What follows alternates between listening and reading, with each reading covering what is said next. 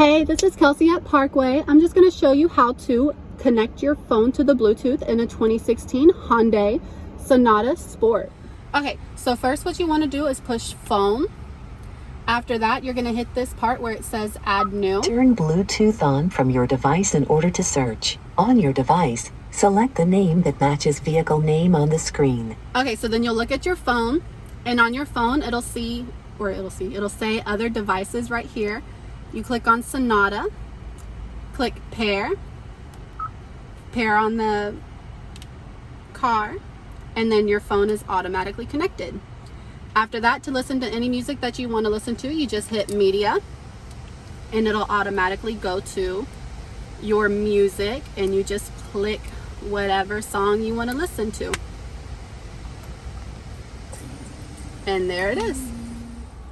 Alright, so that's how you connect your phone to the Bluetooth and the Sonatas. If you have any other questions, you can contact the dealership or myself.